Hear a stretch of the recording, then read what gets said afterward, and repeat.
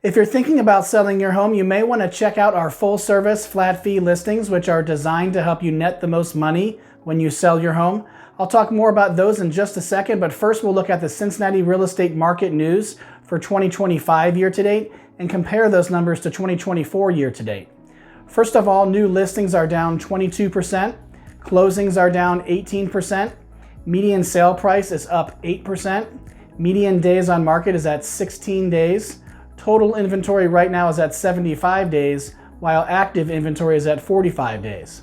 It is still a seller's market, but not as hot as it was when interest rates were lower. So if you want to net the most money when you sell your home, you need a better marketing plan, but you don't have to pay a 6% commission to get that because it comes standard with our full service flat fee listings. Visit our site at 513flatfee.com to find out how you can net the most money when you sell your home.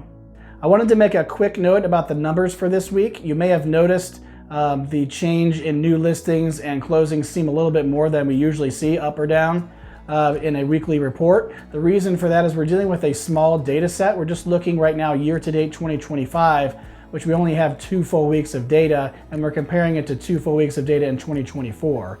As opposed to a few weeks ago, we were looking at an entire year's worth of data for our year-to-date report. So as the weeks go on, we'll actually get more and more accurate. As we compile more and more data, it'll be less and less volatile. So just keep that in mind. Take these numbers with a grain of salt because we are only dealing with a small data set.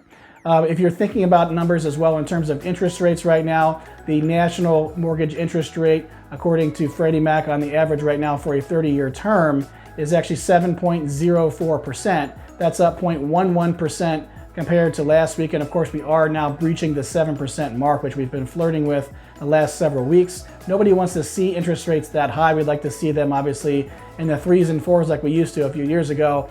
There's no experts predicting that. There are some experts predicting maybe we could get down here this year into the low 6s or high 5% range. We did get into the low 6s last year as experts had predicted, but we never got into the high 5s. So we don't really know what the future holds in terms of interest rates. My 2 cents on it is if you're thinking about buying a home, selling a home, making a move here in the Cincinnati real estate market, and you're on the sidelines because you're waiting for interest rates to drop, we just don't know what's going to happen. In fact, if you've been waiting for the last several weeks for interest rates to drop, they've actually gone up. So I don't recommend trying to time the market in terms of interest rates for your move. I recommend you strongly consider your housing needs. Be patient, take your time to find the right next new home for you to move into. When you do that, go ahead and get a fixed rate mortgage so you're protected against interest rates going up. Your payment stays the same because you have a fixed rate. And also, if the interest rates do go down significantly in the future, even though you have that rate that's higher than what the current rates would be at that point, if they're lower, you can actually consider a refinance at that point. Yes, there's expenses to that, but as you crunch the numbers, they actually may make sense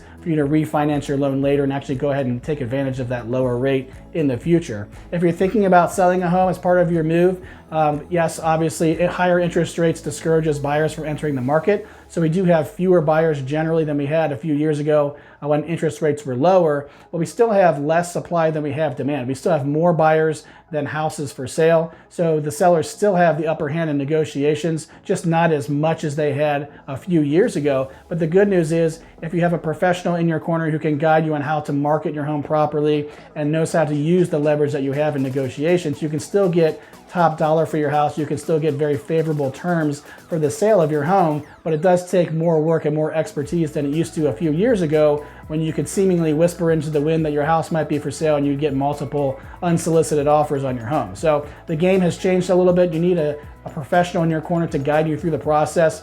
If you are interviewing for agents to see who's a good fit for you, if you have any questions you'd like answered, I'd be happy to have a conversation with you either way. The best way to get in touch with me is to visit my site at 513flatfee.com. Scroll down the homepage there, click on the link to schedule a call so we can set aside some time dedicated to assessing your specific real estate needs. And that way I can help you to map out a game plan for how you can achieve your real estate goals. I'm Patrick Grosser with the 513 Flat Fee Real Estate Group at Fathom Realty.